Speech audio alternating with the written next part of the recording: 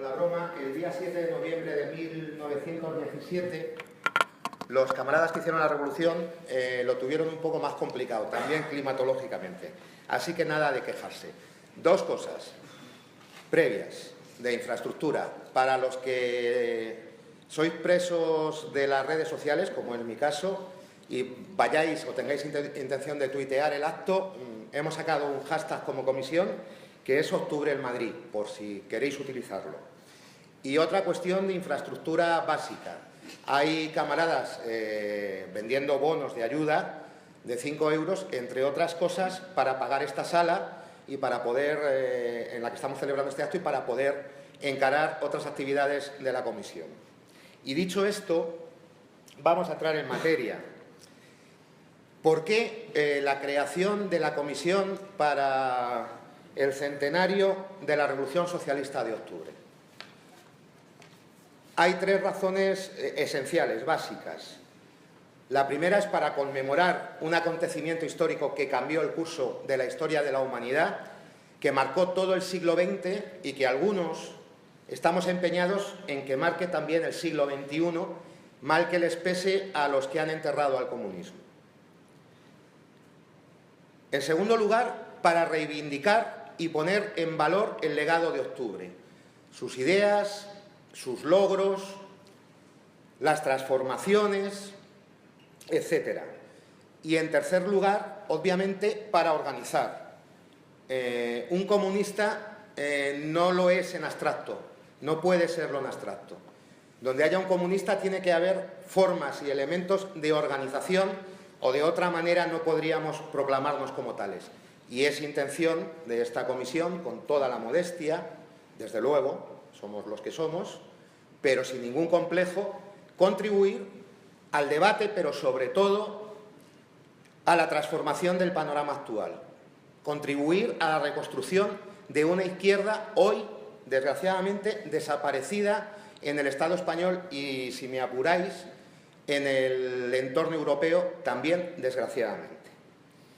Bien, como os decía, la primera intención es conmemorar, y no es un ejercicio de melancolía, es un acto de justicia, por varias razones. Una, la fecha es redonda. Hace 100 años, que parece que queda muy lejano, pero como marxistas sabemos que en el transcurso del proceso histórico 100 años no es nada, casi como los 20 del tango. Luego, por tanto, como os decía, no es un ejercicio de melancolía. Conmemoramos una revolución, la primera revolución obrera que triunfó plenamente en la historia, con permiso de los heroicos combatientes de la Comuna de París, pero como os decía, la primera revolución que triunfó, la primera revolución obrera que triunfó en la historia fue la Revolución de Octubre. Y el acontecimiento, más lo que vino después, desencadenó una serie de procesos que marcaron, como os decía, todo el siglo XX y que tenemos intención de que sigan marcando el XXI. Por ejemplo, la Revolución de Octubre dio nacimiento al movimiento político más importante del pasado siglo, al movimiento comunista internacional. A raíz de Octubre nacen los partidos comunistas como escisión de los viejos partidos de la Segunda Internacional, generalmente en el seno de sus organizaciones juveniles, y nace la Tercera Internacional o Comintern, que pretendía marcar el desarrollo del movimiento comunista en todo el mundo. Otro logro de Octubre, relacionado con este, muy importante, fue que por fin en el movimiento obrero se empezó a hablar de liberación a nivel global, en todo el mundo. Los partidos de la Segunda Internacional eran de alguna manera presas o presos del viejo colonialismo y del eurocentrismo, que no tomaba en consideración ni a las colonias ni a los habitantes de las colonias. Por primera vez el movimiento obrero deja de ser blanco y pasa a ser de colores, es decir, se integra a los trabajadores esclavizados de las colonias en el movimiento por la liberación.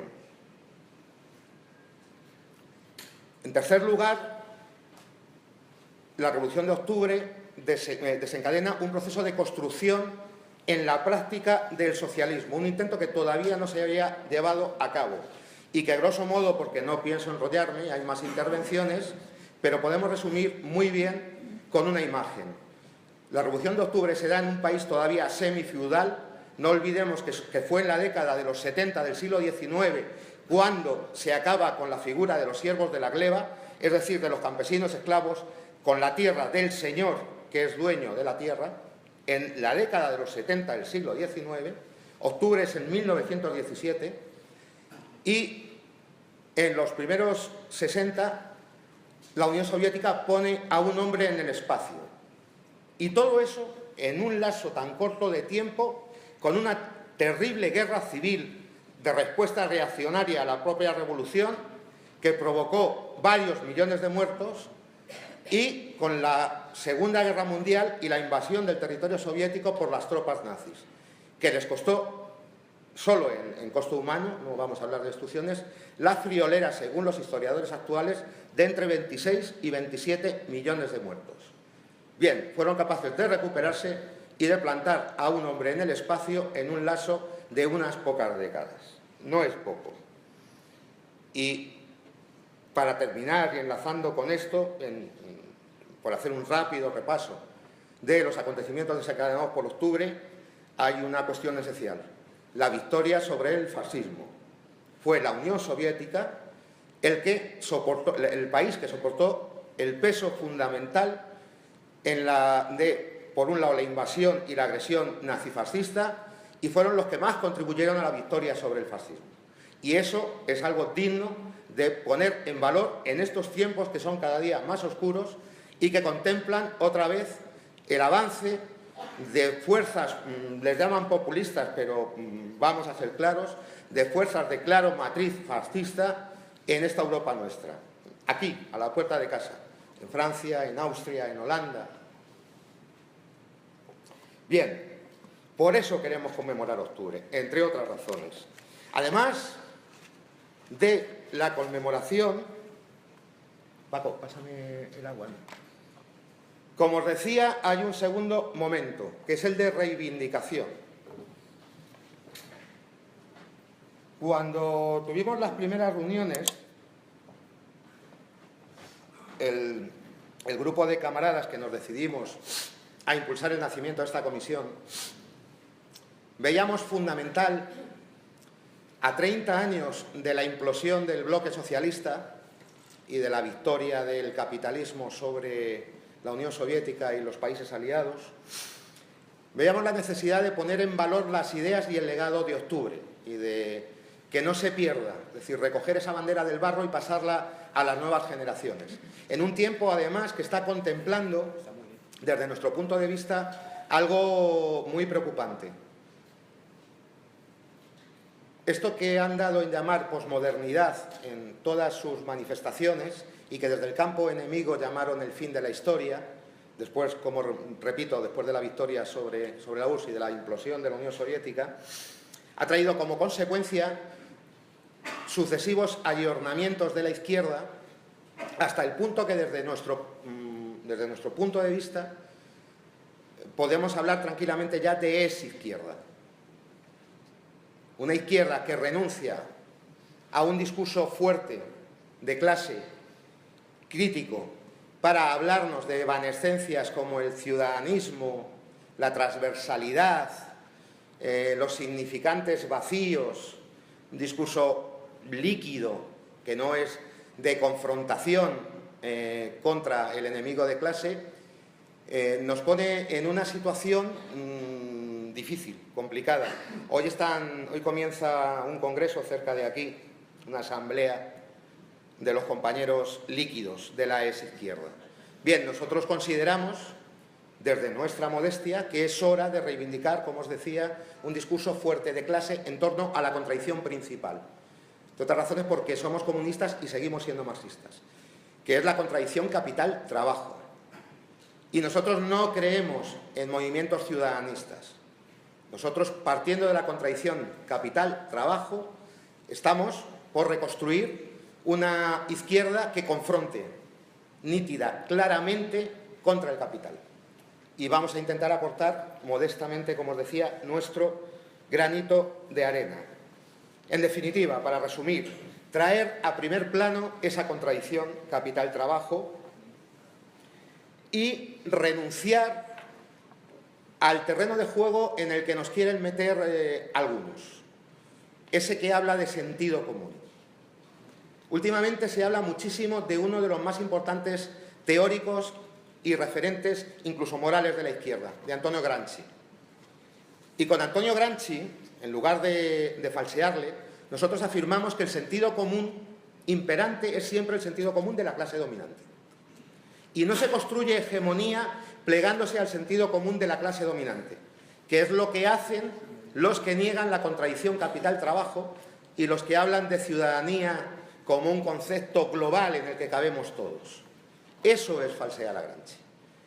Y de lo que se trata es de confrontar con el sentido común, que es siempre el sentido común de la clase dominante, para crear hegemonía, no al revés, que es justo la vía fácil, obviamente con pocas escapatorias más allá de un parlamentarismo y de un institucionalismo muy vacío, que consigue, por ejemplo, que cuando se acaba el ciclo electoral se estén matando por sillas. Aquí muy cerca, como os decía.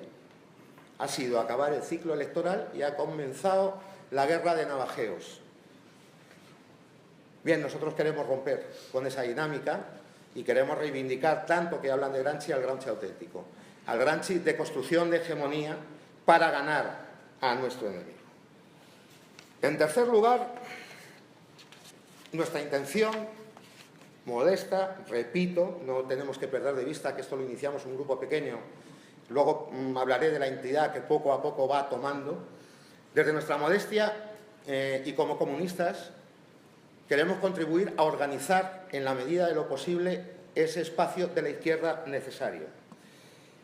La Comisión para el Centenario de la Revolución Socialista de Octubre es una comisión, una organización, si queréis, obviamente, unitaria. Pretendemos construir un espacio unitario, de trabajo colectivo, frente a tanto fulanismo, como vemos por ahí.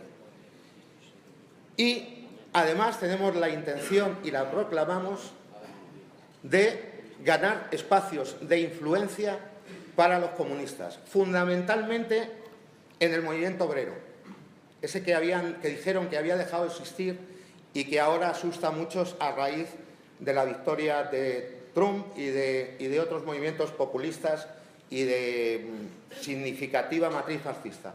Bien, no queremos dejar al movimiento obrero en manos de nuestros enemigos, ni queremos mantenerlo subalterno